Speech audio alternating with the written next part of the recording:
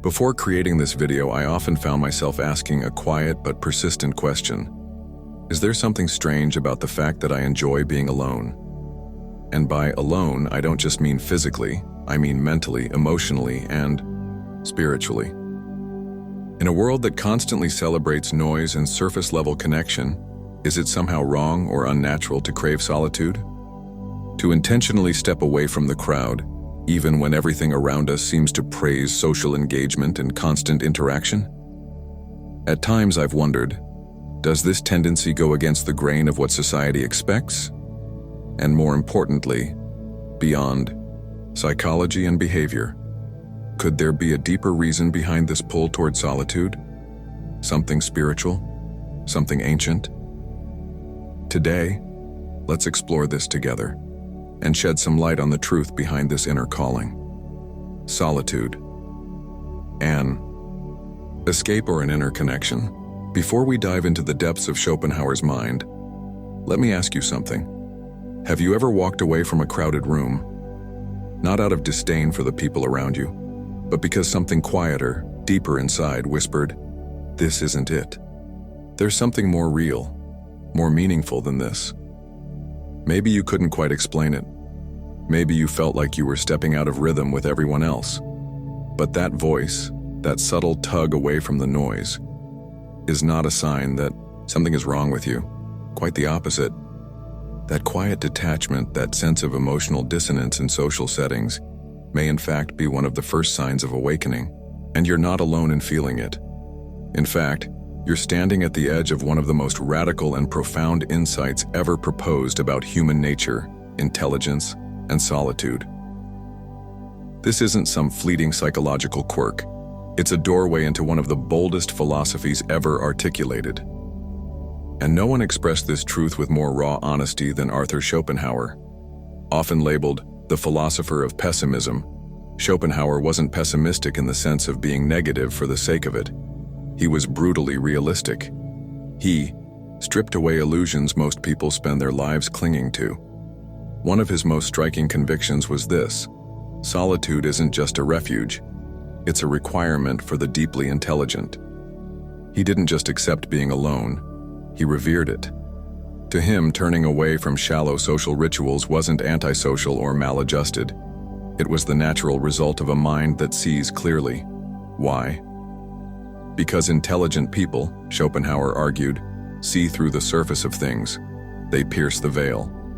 They notice the hollowness of routine conversations, the scripted nature of human interaction, the endless posturing and performance. They detect how little truth there is in most exchanges, how much is theater, ego, defense mechanisms. To someone who yearns for meaning, all that noise becomes exhausting. It's not just boring, it's deceitful. And when you realize that time is the one currency you can never earn back, you start to question where, and with whom, you spend it. This isn't a rejection of love or companionship. Let's be clear. Schopenhauer wasn't an advocate for misanthropy. He was an advocate for authenticity. He believed that most people engage with others not from genuine curiosity or affection, but from a need to impress, to dominate, to feel important. Social life then becomes a stage. Everyone is acting. The more intelligent and introspective you become, the harder it is to forget that you're watching a performance. And the more conscious you are of the script, the more painful it becomes to keep pretending it's real. He once wrote, "The more unintelligent a man is, the less mysterious existence seems to him." Read that again. Because that single line unlocks a truth few people want to admit. The deeper you're thinking, the more unsettling life can become. The questions get harder, the answers become murkier, and the small talk, the social games, the daily gossip, all of it starts to feel like static. You begin to hear a signal beneath it all, something more profound, and the noise of ordinary life gets in the way. It doesn't nourish you, it suffocates you. Have you ever been in a conversation and felt like you weren't really in it? Like you were watching a play you'd seen 100 times before? The lines predictable, the laughter forced, the smiles painted on. That's not cynicism, that's awareness. It's the early tremor of awakening. And what Schopenhauer reminds us is this: to wake up often requires walking away. But let's not confuse solitude with loneliness. Schopenhauer was adamant on this point. He believed that the intelligent mind flourishes when alone, not because it despises others, but because it no longer needs them to feel whole. In solitude, the mind is free. It can read without interruption, think without compromise, reflect without judgment. The intelligent person doesn't reject society because they can't handle it. They reject it because they've outgrown it. They've touched something sacred, something found only in silence, the inner world. And here's where things get even more profound.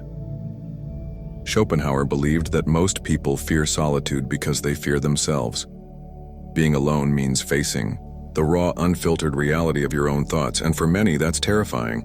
We're so used to distraction, phones, people, schedules, entertainment, that silence feels threatening. But for the awakened mind, silence becomes a sanctuary. When you turn inward, you begin the only journey that matters, not the one toward status, not the one toward social acceptance, but the one toward self-discovery. That journey isn't always easy, but it's never empty. Schopenhauer lived what he preached. He remained unmarried, kept few friends, walked alone through cities and forests. He devoted his life to reading, writing, and observing. People often saw his isolation as a kind of failure, but they missed the point. He didn't withdraw because he was bitter. He withdrew because he had found something more real than the noise outside.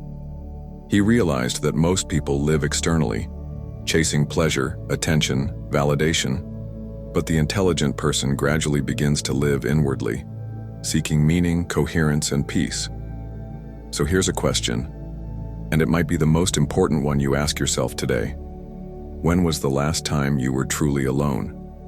Not just physically alone, but mentally, emotionally, and spiritually alone. No distractions, no social roles to play, no one to impress, just you.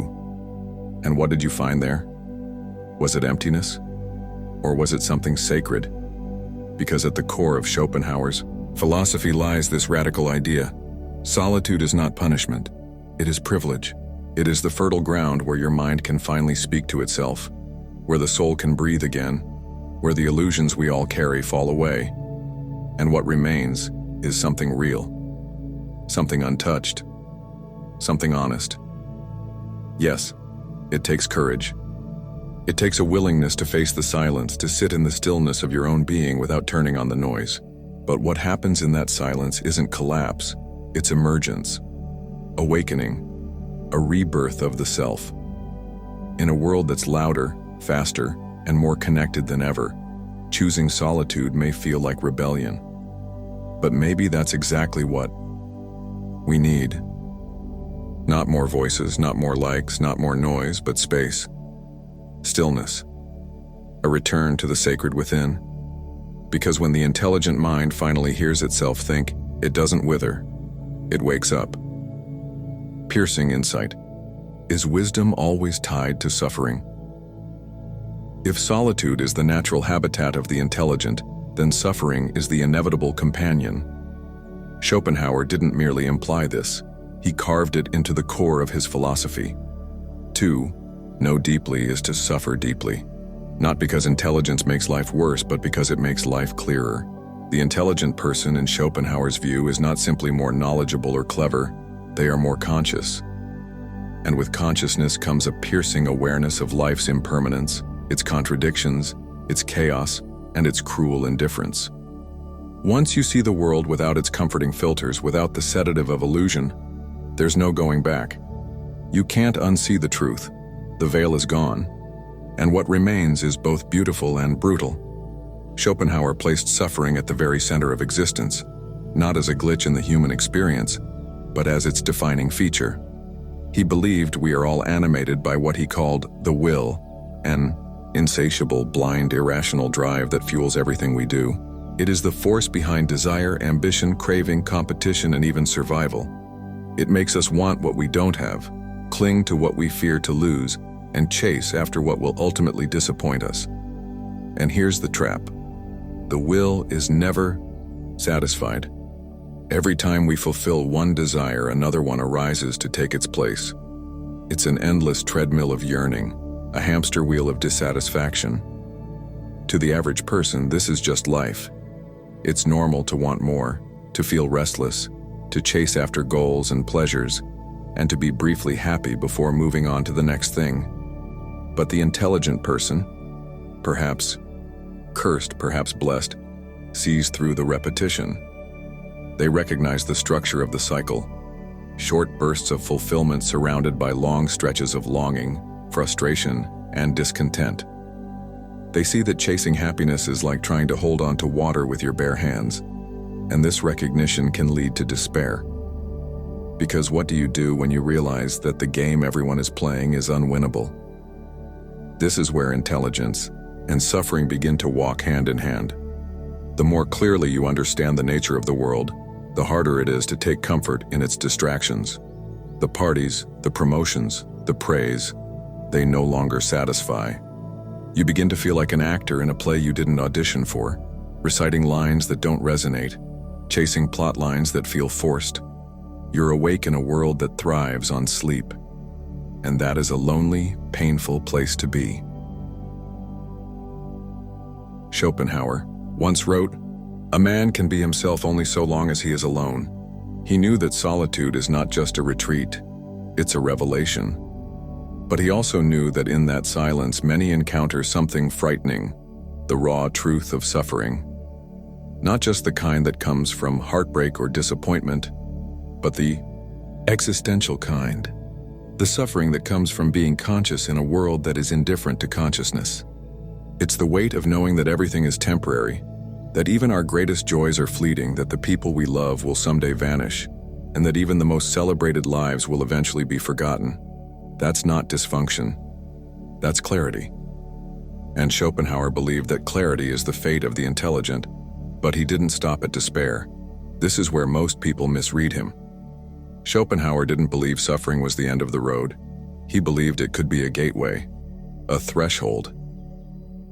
Once you understand that the will, that ceaseless drive for more, is the root of your suffering, you can begin to step away from it. You can begin to say no. Not no to life itself, but no to illusion. No to compulsive craving. No to the empty pursuit of validation. In that refusal, something liberating begins to happen. You start living differently, not for pleasure, not for approval, but for peace. Imagine that. What if your suffering isn't a signal that you're broken, but a sign that you're growing beyond the superficial? What if your pain is not a flaw, but a byproduct of seeing too clearly? Schopenhauer would argue that this kind of pain is not only valid, it's necessary. The intelligent mind must go through the fire. It must be tempered, like steel. And that fire is suffering.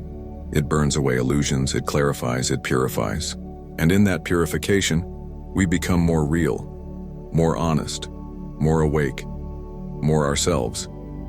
That's why so many highly intelligent people seem melancholic, even when nothing appears to be wrong. They're not just reacting to personal struggles. They're responding to life itself. They carry a weight most people never feel, the weight of awareness. But in that weight lies a certain dignity, the dignity of someone who no longer chases phantoms, who no longer participates in games they no longer believe in. The dignity of someone who can sit in silence, not because they're empty, but because they've discovered how full silence can be. Someone who speaks only when words are needed, who has seen what's real and isn't in a rush to describe it. So let me ask you something, and I mean really ask you. What illusions are you still clinging to in order to avoid suffering? The illusion of certainty, of permanence, of control, of being somebody in the eyes of others. And what might happen if you started letting go? Not to collapse into despair, but to fall into truth. What if surrendering those illusions didn't mean losing everything, but gaining something deeper? A quieter life, a truer one. A life where you no longer run from suffering but see it as a teacher. Because that's what Schopenhauer believed suffering could become. Not just a burden, but a guide. A painful, relentless, but profoundly honest guide. It can lead us away from distraction, from delusion, from the exhausting chase for happiness. And it can lead us inward, to a place of stillness, reflection, and acceptance. Yes, that path is hard. It's often lonely. It demands courage. It strips away comforts you once depended on. But it offers something rare. A life lived in alignment. With reality, not fantasy. A life rooted in authenticity, not performance. And in a world obsessed with noise, with spectacle, with chasing shadows, that kind of life is quietly revolutionary. So if you're suffering, not from trauma, but from truth, don't numb it. Don't run from it. Sit with it. Learn from it. Let it shape you. Because if Schopenhauer was right, and I believe he was, then your suffering is not the end of your story. It's the beginning of something real. Freedom from the crowd. A return to self or sacred solitude. There's a quiet revolution that happens, not in the streets, not on stages, but in the soul of an awakened individual. It begins the moment you look at the world, not with contempt but with clarity, and realize that most of what people chase, defend, and obsess over doesn't matter. Recognition, approval, influence, even love, when filtered through the lens of ego and attachment, become chains.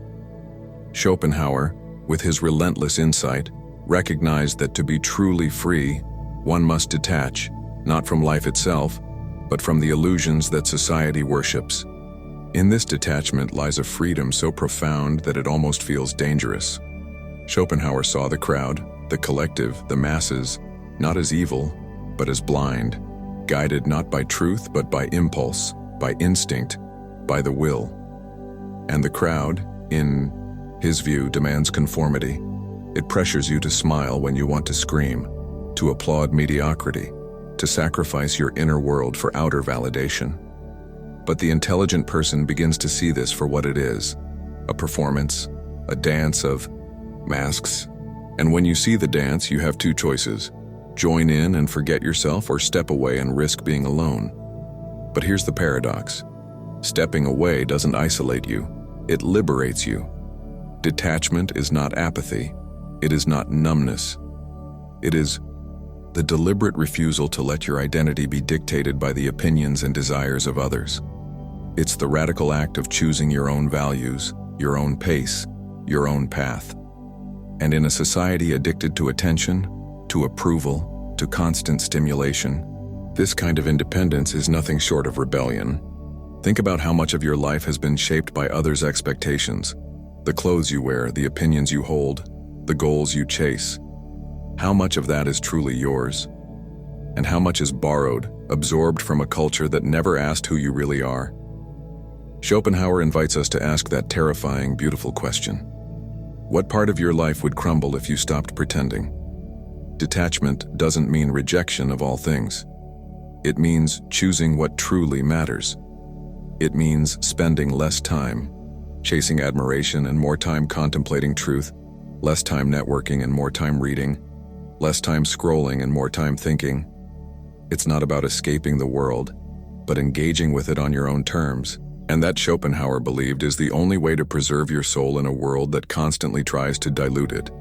He often emphasized that the more intelligent a person is, the more they will value inner wealth over outer display. The crowd may chase status symbols, but the wise seek inner harmony. The crowd may find excitement in gossip, but the wise find peace in silence. The crowd may define success by how many know your name, but the wise define it by how deeply you know yourself. And that's the true rebellion. Not to shout louder than the world, but to become so still that the world's noise no longer moves you. But detachment is hard. It means walking away from easy praise. It means disappointing people who thought they knew you. It means finding comfort in solitude when the world tells you that loneliness is failure. It means trusting that your inner compass, no matter how quiet, is more trustworthy than the loudest voices outside. And that takes courage. So ask yourself, what would your life look like if you stopped performing for the crowd and started living for the truth? What would you gain if you let go of everything false, even if it cost you everything familiar? Because in the end, freedom is not found in belonging to the many. It is found in belonging to yourself. And that, Schopenhauer would say, is the only belonging that truly matters. The sacred solitude. How withdrawal becomes wisdom. At the heart of Schopenhauer's philosophy lies a truth that modern society not only ignores but fears. Solitude is not emptiness, it is essence. In a world obsessed with connection, with being seen, with constant interaction, those who withdraw are often misunderstood. They are labeled as antisocial, strange, even broken. But Schopenhauer saw something else. He saw that those who withdraw are often the ones who are most alive on the inside. Because solitude, when chosen, becomes a crucible for wisdom. It is not a retreat from life. It is a return to its source. When we're constantly surrounded by others, we're constantly adapting. We shift our tone, our posture, our thoughts, sometimes subtly, sometimes completely, to fit the environment. And over time, something strange happens. We begin to lose the shape of our true self. We become a collage of impressions, a mirror reflecting whatever is around us. But solitude interrupts that pattern. It creates a sacred space where the self can no longer hide behind roles, where the voice that has been drowned out by the world begins to emerge again, timidly at first, then with power. Schopenhauer believed that the highest minds are solitary, not because they dislike people, but because they crave truth. And truth, he said, is rarely found in noise. It is found in stillness, in books, in thought, in nature, in the silent confrontation with one's own mind. This is why so many intellectuals, artists, and mystics throughout history have sought seclusion, not to escape life, but to dive deeper into it, to access insights that cannot be reached in the crowd, to hear the music that only plays in silence. But solitude is not easy. It forces you to face what you've buried, the disappointments, the grief, the fears you've avoided by staying busy, staying social, staying distracted. And yet, it is precisely in that confrontation that the seeds of wisdom are sown. Schopenhauer saw solitude as a kind of mirror, a brutal but honest one, that reflects you back to yourself without distortion. And in that reflection, if you have the courage to look, you begin to see who you really are. He wrote, "A man can be himself only so long as he is alone. And if he does not love solitude, he will not love freedom. For it is only when he is alone that he is really free." That statement is as radical today as it was in the 19th century, because we are told that freedom is about options, about movement, about doing whatever we want. But Schopenhauer flips that. He argues that real freedom is inner, the freedom from needing others to validate your existence, the freedom to think without censorship, to feel without manipulation, to live without performance. In solitude, we begin to create rather than consume. We begin to reflect rather than react. And over time, something sacred happens. We stop being pulled by the world's demands and start being drawn by our own purpose. This is where wisdom is born, not in the echo chambers of society, but in the quiet rooms of solitude. But solitude is not forever. It's not a permanent exile. It's a place to return to again and again, to recalibrate and to remember. Because once you've touched that stillness, once you've tasted that clarity, you carry it with you even into the noise. You become someone who can stand in a crowd and not be lost in it, someone who can engage without being consumed, someone who can listen without needing to respond. That's the true power of solitude. It doesn't just change how you are when you're alone, it changes who you are when you return. So let's end with this. What might you discover if you allowed yourself to be truly alone? Not just without others, but without noise, without distraction, without the need to be anyone but yourself. Have you ever noticed a tension between what society tells us, the more you network, the more successful you'll be, and what your inner voice quietly whispers, that some truths can only be conceived and realized in silence? What's your personal take on this? Feel free to share your thoughts in the comments below. Thank you for watching. If this video opened your mind or helped you see reality in a new light, don't forget to like and subscribe to Top Hidden Knowledge so you never miss our next deep dive into mystery, perception, and the hidden workings of our universe.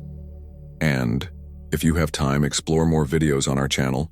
We're just getting started. Until next time, stay curious, stay aware, and never stop questioning the world around you.